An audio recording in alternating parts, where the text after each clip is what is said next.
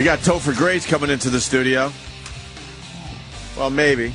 He's got to walk down the 100-yard hallway still. That is a long-ass hallway. He's in a new movie called Take Me Home Tonight, in theaters Friday. Green Mile. Take Me Home Tonight is set in the 80s, Anthony. It follows an aimless college grad who pursues his dream girl at a wild Labor Day weekend party. Topher stars in the film as Matt Franklin. Why not just star as Topher? I don't know, Matt Franklin. I never noticed the names of the characters. And with that, Topher Grace has entered the studio. Hey, Topher. How you doing? Morning to you. Oh, you're a Yankees fan. Dude, I'm a big fan of yours, man. Oh, thanks, man. Thank you. Big fan of you guys, too. Oh, We got the thank same you, Topher. hat. Oh, yeah, what a Same coincidence. hat on. I know. You're in New York. Wow, really going out on a limb. I wear this in L.A., though, so. That's pretty good. Oh, that's kind of ballsy. brave. We'll take it off in Boston, though, right? You know, Ever there? I wore a Red Sox hat when I went to Boston. Oh, did you? Yeah. You're a smart move. He's a true politician. Get into the Yankees suck chant Yeah. wherever you are in Boston. I love how he said, I'm a big fan of Jim Norton, and then he goes, and of you guys, too. He doesn't know. Oh, Jim Norton. knows man. Jim. I'm from Connecticut originally. Oh, really? Yeah. Okay. All right, that's So I good to kinda know. grew up, We're in Connecticut. Like, Darien. oh, okay. Yeah. I have to drive through That's a there nice occasionally. area. Yeah. A lot larger than Bridgeport. Thanks for the shout out, man. Connecticut's always been one of those states you drive through going somewhere else. You know? Trust me when you go up there. It's the wrong place to talk about it, but yeah. No, 95, dude, doing gigs, Route 95 going through Connecticut, it's probably the worst stretch of road in the country because it's all the same. There's never not I've never once, 3 o'clock in the morning, 2 o'clock in the afternoon, it's always When I stop moved to and LA, go. people were like, how bad is the traffic? I'm like, not really that bad. I grew up right on I-95. It's Yeah. there's nothing that compares to that. You got to leave at 10 in the morning so you don't catch the, Big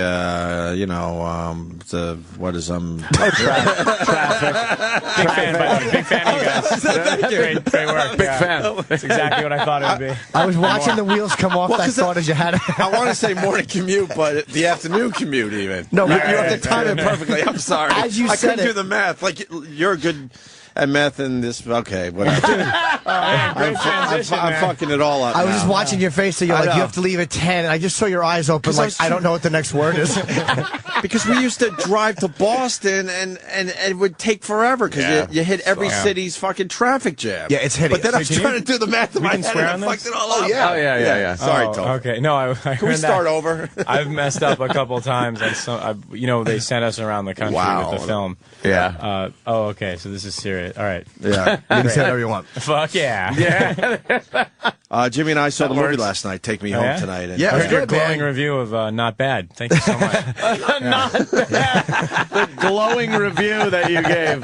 It's not bad. It's not bad. I enjoyed it. It's more than not bad. I liked it. Thank you. It's like the thing that was it was like it was set in the 80s, and I'm like, okay.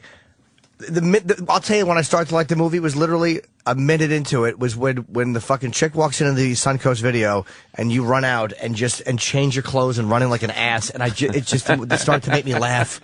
Yeah. And watching you interact with her, it's like when I watch people act, I'm like, it's hard to do comedic acting.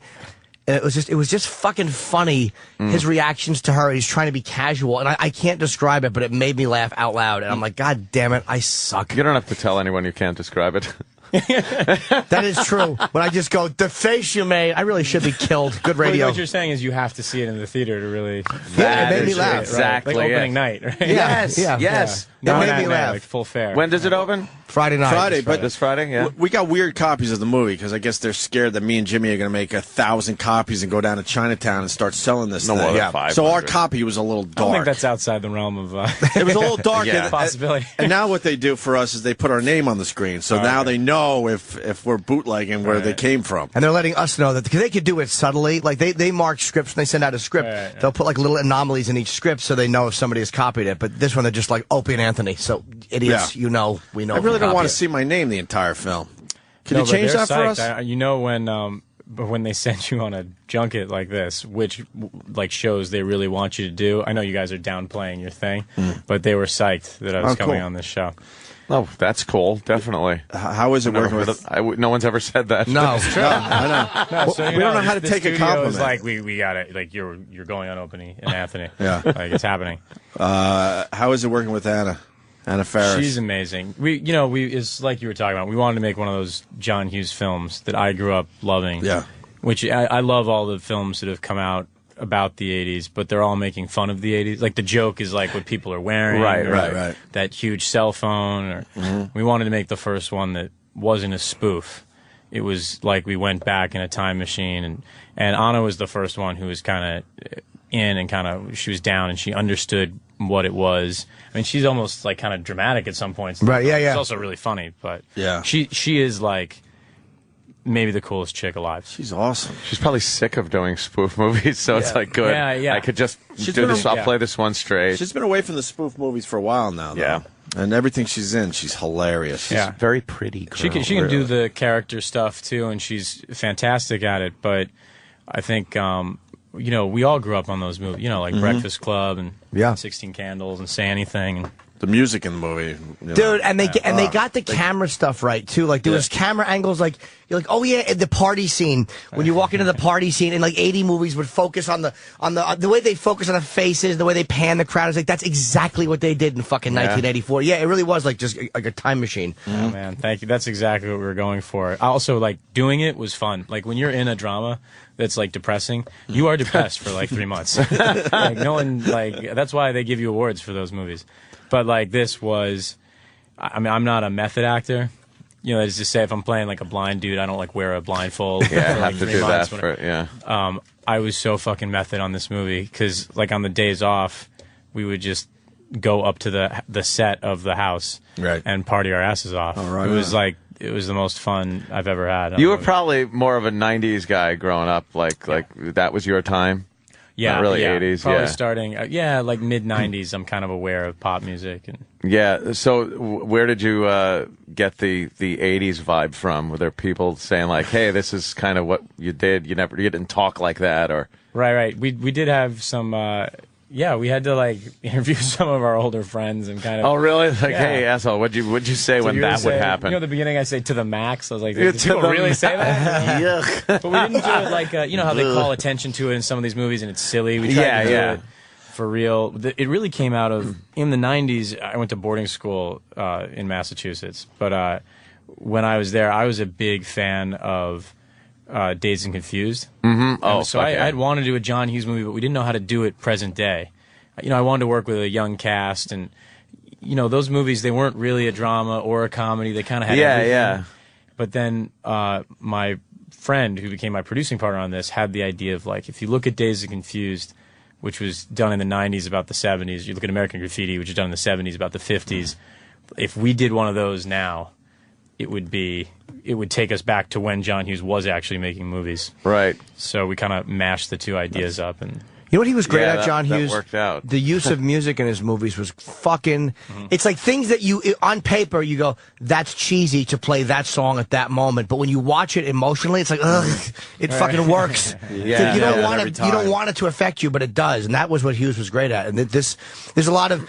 You would hear the music starting low when the moment was happening, and I was like, God damn it, that is exactly what the fuck it is. Yeah, they figured. It's very nostalgic for people who grew up in the '80s. Like I'm a little older than I look. I'm fucking depressing to know that '84 I was in high school. On that '70s show, it was pretty much like that was the time I was actually that age. And doing that dumb stuff. In American Graffiti. That was shut up, you asshole. It was Birth of a Nation, right? Was the film that Birth of a Nation, yes. Might as well go all the way back. That was also my political affiliation.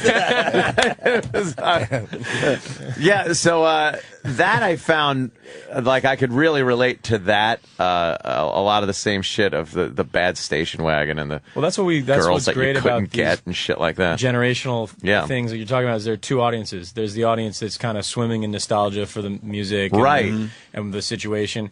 And then there's the audience that is discovering all of it, and they're both equally valid. I mean, I didn't know anything about the 70s, and I didn't know that much about the 80s, but it's great to, the first thing we did was we made a mixtape, like a 80, and like the way we didn't want to spoof, have those lines in the movie that are like, there'll be hover cars by 1995, and the winks at the camera. Because there's not. Right? That's so true, though. Or like, how tiny is this cell phone? It's like, okay. But we also cut out of this mixtape, Rock Me Amadeus, and like Get Out of My Dreams, anything that dated it. Or, you know, it was like the Who Let the Dogs Out of its time. You know, like we want it to be really kick-ass soundtrack. And it's songs you want to hear today. Yeah. Still, you know. I love the DeLorean. Oh, you saw the DeLorean. Oh, yeah. Yeah, you got to look quick. Yeah, but I noticed he was leaving the party in this movie, Take Me Home Tonight, and there was a DeLorean parked in the... You were badass if you had a DeLorean back then. But it wasn't like... It was subtle, though. That's what you're getting at now. Thank you. Yeah. But I'm like a huge Back to the Future. There are like 5 different references to Back to the Future in the movie. I just love that movie. Yeah, you did a music video or something with... Yeah, the cast did a music video, and we did like... That was actually where we got all of our... We had all this kind of leftover spoof... energy that we want. It's by Atomic Tom. If you want to check it out. Yeah, I hear it's great. I haven't checked it out yet myself. We actually, I'm a huge Back to the Future fan. So is Danny. Oh, yeah? We went to the movie theater and watched it when it was re-released in theaters. Oh, wait, when was that? It was like a few months ago. Oh, seriously? Yeah. Well, it was supposed to be the 25th anniversary of when they were actually supposed to go back in time in the movie. So I guess that had to be October, right? Was it? Yeah, or something September. like that. I Dude, don't pretend like you don't know. I see what you're doing. I know. That's when you see a Super Bowl. I'm fucking sick of it already. I'm sick and tired of Back to the fucking Future already. Thank God, finally. Really? Finally. Yeah, because every asshole has to be like, "Oh, did you see this? Did you see?" Yes, I saw all of it.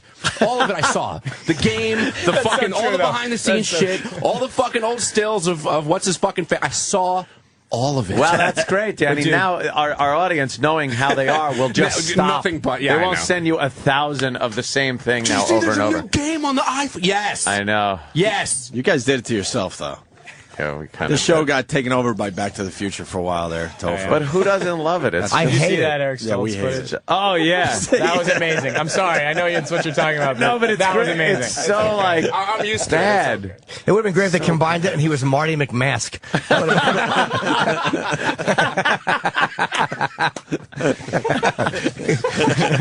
They got to take that lightning harness. They just tape it to his face. Shoot his head out the sunroof. Mom's trying to send me to the future. Yes, ugly. Of course she is. Ugly. It's terrible. Yeah, I thought that was pretty cool, though. But you did see some people that pulled up in DeLoreans and stuff, and they're just like, all right, you're taking it a little too far. It is a movie. They show up at the theater, they're like, oh, boy, what is this? Well, my Rocky thought behind horror? that was I had the DeLorean for the evening. I had the tickets to the movie. No, yeah, so I showed up. But I had the vest. It wasn't like I bought it, you know. Who else do we see in Take Me Home Tonight? Yeah, the guy who the chubby guy was fucking really funny. Really funny. Dan Fogler. It's like kind of a breakout for him, this movie. He won the Tony here. But I feel like I've seen him before. Has he been? Yeah, he was in Balls of Fury. Okay. And Good Luck Chuck. And but this is like, I mean, look, I'm so glad this is on serious. Like, it's been hard to like kind of talk about what happens in the film. But, the guy, he basically does a bunch of nose candy in the first 10 minutes and then goes apeshit for the entire movie. I mean, it's a great role for anybody. It's one long night. Yeah. He made me laugh. There was a scene where you're on the phone with him and you're calling and he's like a Mercedes dealer and listening to him act like you're his boss and he's trying to get the guy a deal. He's like, oh, what a fucking twat car salesman. But that guy was really funny. And there was the one thing I liked too is there was scenes where it was the fucking 80 movies party scene, and then they went to the rich party in Beverly Hills, and it was like it captured perfectly the way movies would stereotype like the rich stuffy people and the crazy rich kids, and it really it grabbed everything. So if you like 80s movies, see it because I enjoyed it. We wanted to have one of each scene, but not have it go the place it went in every movie. Meaning like we wanted to have him steal a car. We wanted to have him have, like, a girl who was his platonic best friend. But then we wanted to subvert every... it's like his twin sisters, so it's not going to go there, or they get caught with the car. Or, like, Chris Pratt, who's amazing in it, who's, on Parks and Rec. Mm-hmm. He asked Anna to marry him, and they got married in real life. Oh, wow. Are they married in real life? Yeah. Oh, okay. In real life now. It's, like, crazy. Yeah. But that role would have been easy for him to be like... I'm just gonna fucking cheat on her. Yeah, right. But we wanted to. He's actually like totally in love with her the entire movie. Like, it doesn't go there. Well, kind of. We just wanted to like have all the convention, and also we wanted the music to get a little bit weirder as the movie went. We wanted to just subvert every kind of 80s convention, but we also wanted to have every 80s like that girl thing you're talking about at the mall at the beginning. And wanted to have all those scenes. And the other blonde that was after you at the party. Was she after me though? Well, she wanted you. Oh, you mean the other one? She's kind of cross-eyed. Right, I'm after. She's kind of cross-eyed. Lucy Punch. Yeah, she's amazing. Hilarious. She's and amazing. She only actress, had a small role, unfortunately, in Take Me Home Tonight. She was in that dumb movie that I hated, Dinner with the Schmucks. I didn't see that. Dinner for Schmucks. Dinner with Schmucks. She's amazing. Whatever. I actually just did another movie with her. She was really funny in that movie, and yeah. And Dimitri Martin, you know Dimitri Martin, right? Fucking God damn it! I hate seeing comics be that good. He was fantastic in that movie. Did he know what to do with his hands? Yeah, he held him on the side of his wheelchair. Dimitri was fucking hilarious in that movie. Yeah. I know he did a Woodstock film, right. And he's a very popular stand-up. People know Dimitri, but he was really fucking funny. We in this wanted movie. to have a scene where you show how low my character's gotten, so we have this like paraplegic dude who's like basically making fun of me. Yeah, he's like, "You're depressing me. What happened to you?" And he goes, "I got hit by a drunk driver after graduation, but I'm not letting it hold me back." It was really fucking. It made me laugh. Yeah, Dimitri was fucking great. It made me sick to see a comedian I know doing that well. I gotta yell at Roland for not giving me a copy. I have my copy. I'll give it to you, but it's I fucking forgot he was in that. So whenever I see comics I know, it's like, you're never really happy for them. Believe me, I'm not happy for Dimitri. Who I used to drive to fucking open mics and drop off when he was a medical student, whatever he was doing. I'm not happy to see him doing films at all. And he hates you. He used to talk about it. I know he time. does. He really hates you. Yeah. I wouldn't doubt it. Please. Do you he looks at guys, his college checks. He forgot my name. Like, oh, that guy. Do you guys from like the cast from that '70s show? Do you get almost competitive with each other? Like if you get a good gig, are you like, get a good gig? No. Ash and I were just in Valentine's Day together, so we got to hang out, promoting it.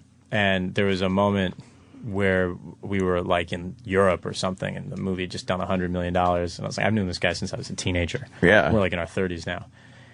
And we were looking at each other like, how much success can you share with another? This is fantastic. I mean, like, he's up dancing with Demi on the dance floor, and like I'm hanging out with like Jessica Alba and Jessica Biel, and I was like, c'est la vie. Exactly. It's crazy. Life is great. Living the Charlie Sheen lifestyle. Yeah, I mean, here's the thing about Chuck, man. He's a good guy, and that's what everybody I talked says. to him last night, man, and yeah, everyone in Hollywood is his friend all of a sudden. But I love his whatever technique he's using. I really love it, man. It's like maybe the best thing that's ever happened. It's never been tried before. It's uncharted celebrity territory, because usually the publicist tells you to shut the fuck up, or somebody will keep you off of interviews, and he's just doing this. Here I am, unfiltered. There it is, Charlie Sheen unfiltered. Yeah. I love it. It's totally honest. Yeah. Except for the I'm not doing crack part, but everything else completely. But it's great. It's just it's a fun way to. It's very entertaining. To like handle it, and we're just all vultures. I mean, we really are. I don't know, man. He's going on all these shows. I mean, don't be too hard on yourself. You're right as far as that goes, but. Damn, we love to watch any kind of car wrecks like that. The Mel Gibson thing, I don't know how many times we listened to that fun tape. Too, and, that was hysterical. A new tape coming out every day. Man, I have no fun. I mean, I really am like, I am no fun. I'm like a Boy Scout. So whenever this happens to someone, I'm like, they had way too much fun, and now they're going to pay. Good. Are you, no scandal in your life, really? No, but that means I'm boring. Nah. No, but that means that girls will trust you and sleep with you. They're smart.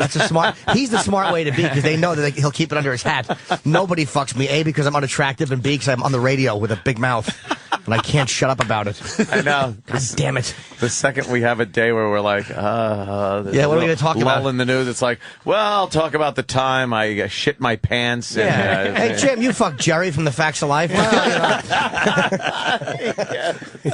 are you going to do? Yeah. Got to fill up this time. But, Charlie, we kill publicists because sometimes they're fucking horrible to deal with. But in this case, you do understand that they're, like I said, his publicist was really a genius, because that's a hard one. Not even to make look good, but just to not make look awful. To contain for all those years, right? Yeah, Cruz's publicist, because Cruz went a little bit nuts at one point, and you saw like, wow, the publicists at some point do function like a very legit purpose. It's just when they get overprotective and they'll let the actors say anything. You've been on sitcoms. Like, it is such an easy job. Like, I mean, really, it is like as cush as. I mean, that guy was making so much money. You really have to show up like a couple days a week, say the lines. I mean, they were willing to do whatever for him. But look, he's having more fun than me. Like I said, he's definitely having more fun. Did you you left the 70s show like a year before they yeah, I did it for. I had to do it for 6 years, and then I did an extra year. Did you want to, or it was just like, yeah, wow, I that's did. some righteous bucks? You had to you mean contractually? No, not contractually, but just kind of, if you've really enjoyed your experience, and we had like a lot of fun. I mean, all the kids were friends, and it was like, like I was saying, I mean, it's like really fun to do. Yeah. Plus, by the end, it's like you know each other's rhythms, so it's like not easy is the wrong word because it is a lot of hard work, but it was like, great way to make a living. I wanted to do that extra year, but then Ashton was leaving, and some of the head writers were leaving. I thought, this is a good time. You got to at some point kind of say, this is gonna end. Did you have a lot of shit like in the pipe there, or were you kind of like scared, like kind of, oh fuck? Well, I left to do Spider-Man, which okay, yeah. You go, this movie's probably going to do well. Yeah, this might make a couple of bucks. Yeah, but it's exciting and it's scary.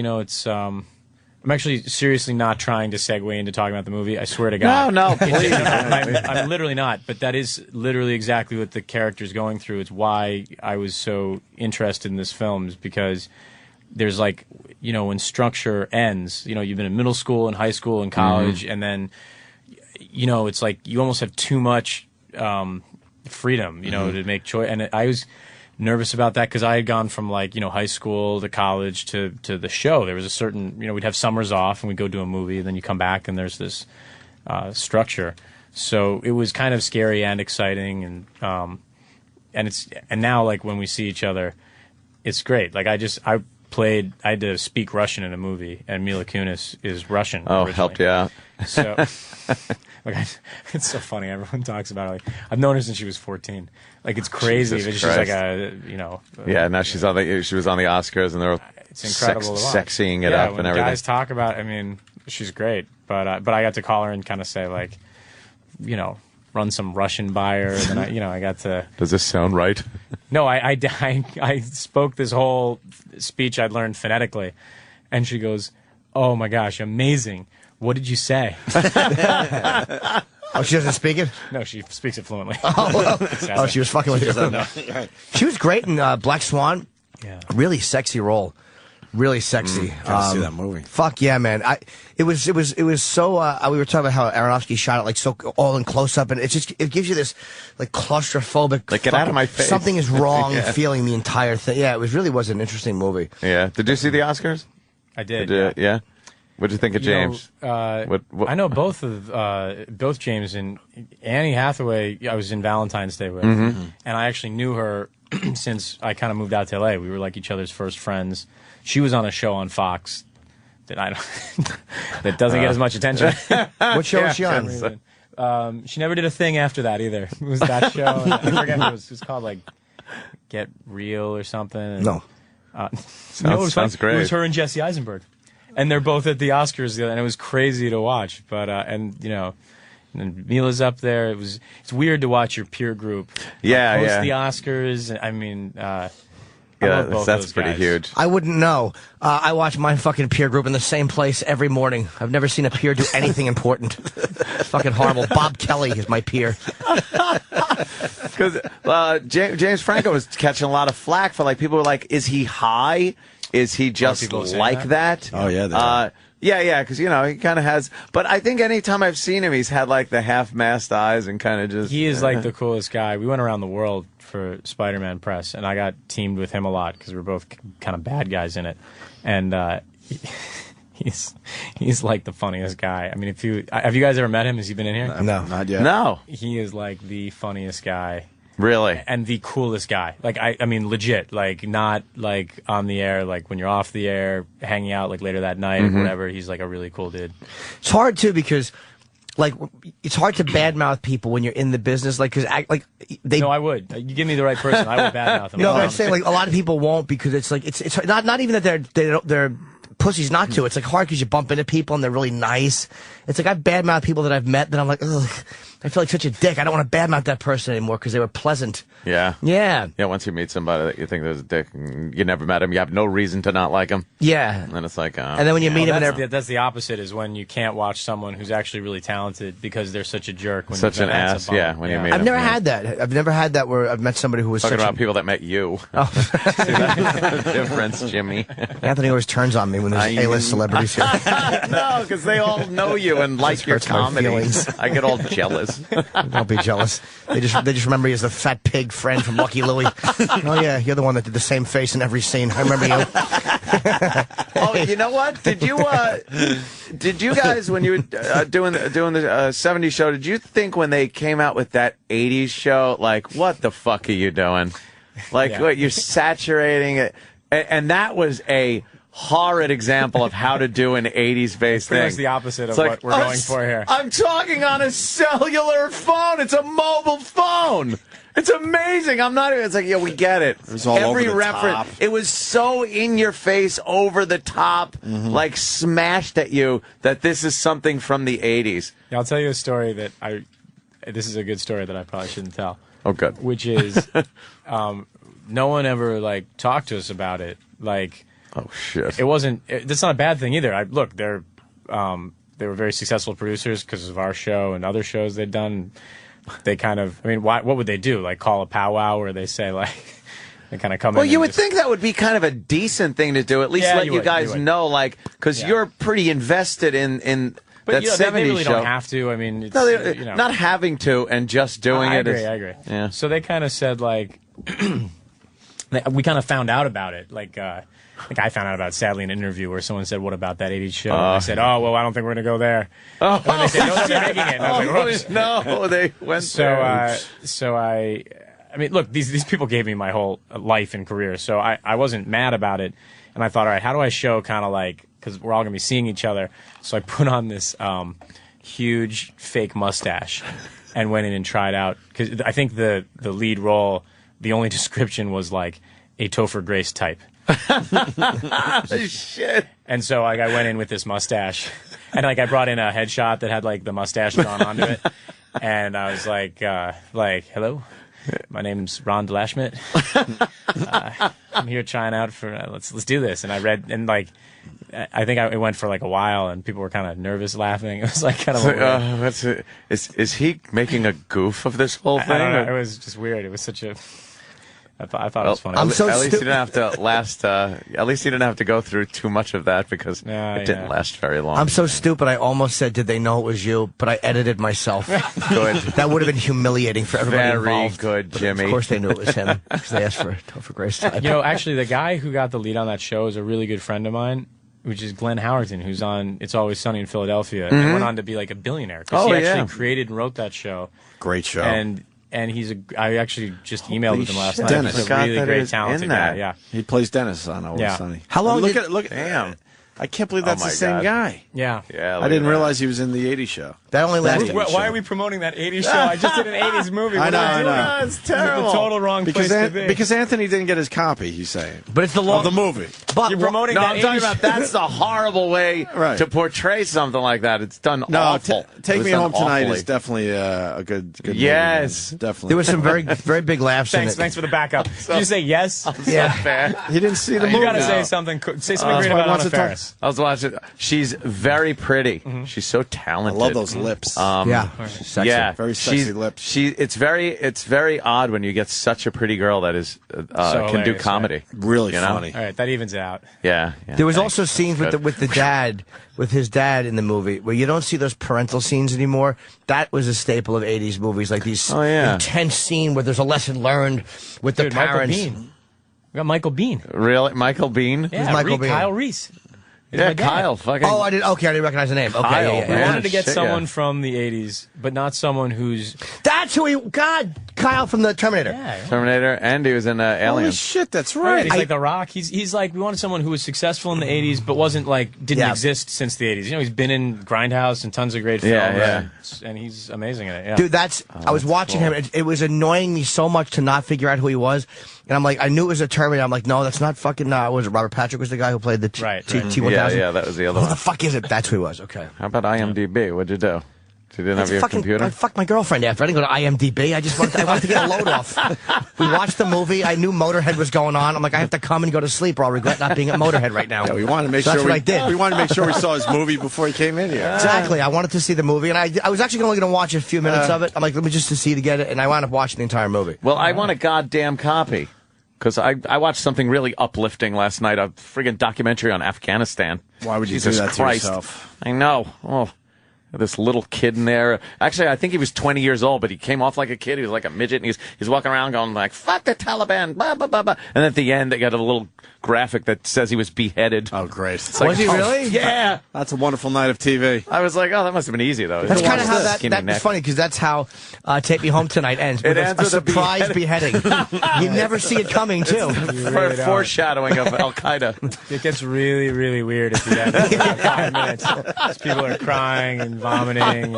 Yeah, Take My Breath Away starts playing, and all of a sudden a fucking sword comes out, and his head gets lopped off. And that sucked at the end. Did you watch some movies? Did you watch anything like Fast Times or things like that to get a lot of Less Than Zero. Yeah. That house reminded me. Yeah, we went for almost we tried to find the exact same house. Oh, really?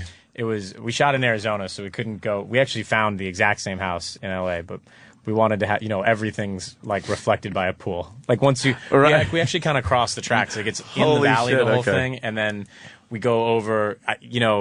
When I moved to LA from here, I didn't realize that there's kind of two Los Angeleses. There's the Valley, which became really famous in the 80s. Valley Girls and that whole thing. Right. So most of it takes place, and that's more of a community.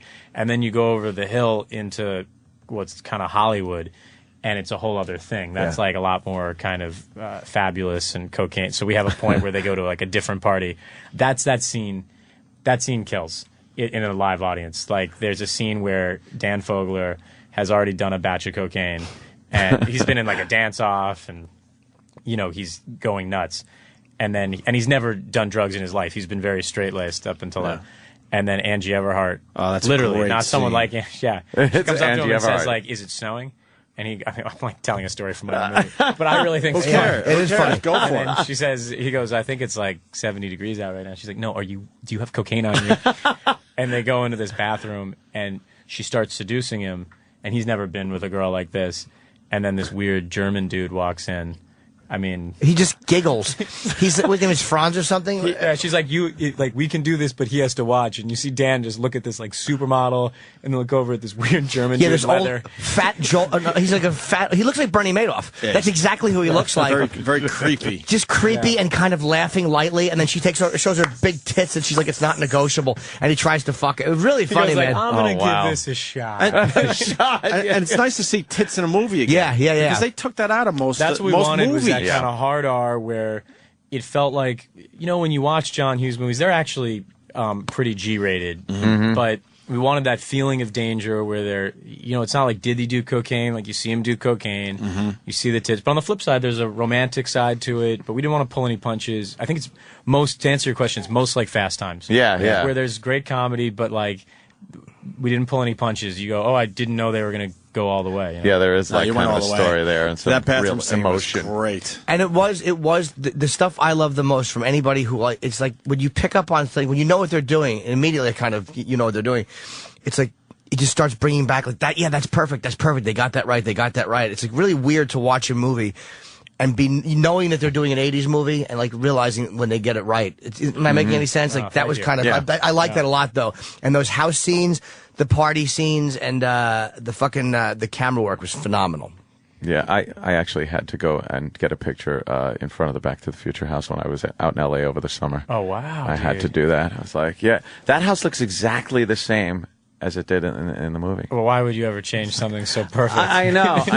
And then like me and my chick were like I was taking a picture of her, and then she'd take a picture of me in front of the house, and then the neighbor came out. And she's like, you want me to just take a picture? She's so used to it, right? Yeah, and we were like, yeah. And she goes, I said, yeah, you must be used to it. And she goes, oh, there were times when buses would come by, and everyone on the bus would get off and take pictures in front of the house, and then drive away. Oh, man, that's like one of my favorite movies. Yeah, it's like, you know, we were there. In that video, we like actually drop out the music, and I do like that's the only impression I kind of do, which I'm not gonna do. Don't make me. don't make me do. But we like to get dressed up, and we did like we do like 80s movies in that video. But like that was the one I was really stoked about. Do you have a DVD plans, like a commentary or some extra shit or things like that? If they talk to you about that, outtakes.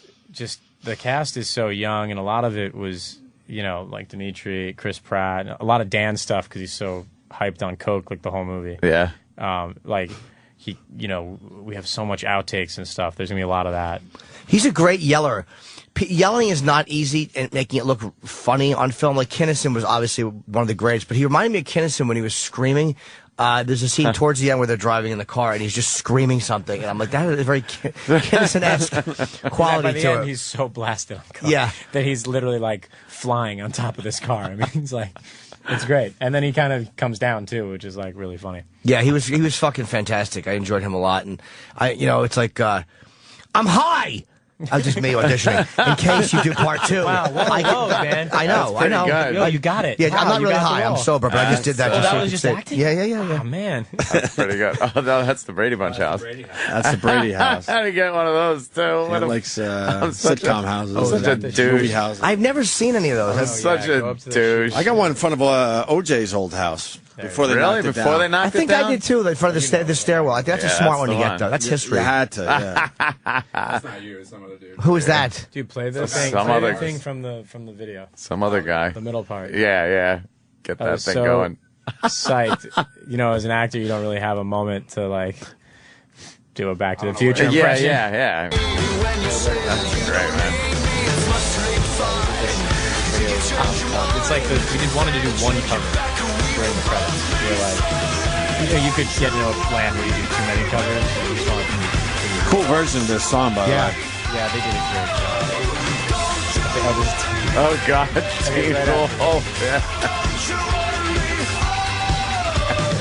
This is heavy duty, Doc. Are you telling me that you built a time machine out of the DeLorean? God damn, that's pretty good. Not bad, brother. Not bad at all, Topher. Yeah, that's pretty good. Oh, there's Danny in his Doc I'm sorry, Brown. I wasn't saying I'm good. I was watching Danny in the Doc outfit. That was a good impression, though. Yeah, the mannerisms were all there. Yeah, I don't do impressions, but that's a fucking hard one to do. Michael J. Fox from the 80s is not one anybody does. Why did I just say that? Who cares? Like I just talked. I care. No, I care, man. That's the only impression I did. But literally, that would have had the same value if I said, yeah, I had 2 ginger ales, but I only drank 1. Gives a fuck. Nobody cares. Asshole. It's a good example. It really is. You should just edit. Well, listen, we got to get Topher out of here. You're doing a lot of TV today, huh? Yeah. And then we're going back to LA, and we got a premiere. It's going to be going to be fun, man. The after party for this movie is going to be. I can't wait to go, man. Right. About your invite. That is in the mail, man. Yeah, I'm waiting for it. Now watch, I'll run home and look at my mailbox. I don't think it's here yet. Yeah. How am I going to go? Oh, no, it's going to be Messenger. It's going to be Messenger. Oh, that would be nice. So there. Well, Michael Madsen's premiere is tonight, I think. Yeah, we got invited to a premiere. Yes, we did. Topher. Oh. Michael Madsen. I must have. Michael I lost Madsen. my invite to that. So. Yeah, say. But his movie's going straight to DVD. But still, we feel like we're. Are you seriously going to Michael Madsen? Yeah, he was here yesterday for an hour. He was fucking hilarious. We were talking, the scene of Reservoir Dogs where he cuts the ear off, and he was walking through his process of when he was shooting that scene. It was fucking great watching it was the movie actually, with him. we had it on the computer, and we're watching it, and he was doing the live commentary, just sitting there, talking about what was going through his mind, and what, that's amazing. Quentin was thinking, and some of the shit he was wearing, and it was really cool, because he's such a badass. Amazing. People kind of forget because of Pulp Fiction, but that movie that one's really good. I thought Reservoir Dogs was better. It was just brilliant dialogue, and everybody was great. And it was new. Like, you'd never seen, you were like, no, where shit did like this guy that was, come from? Right?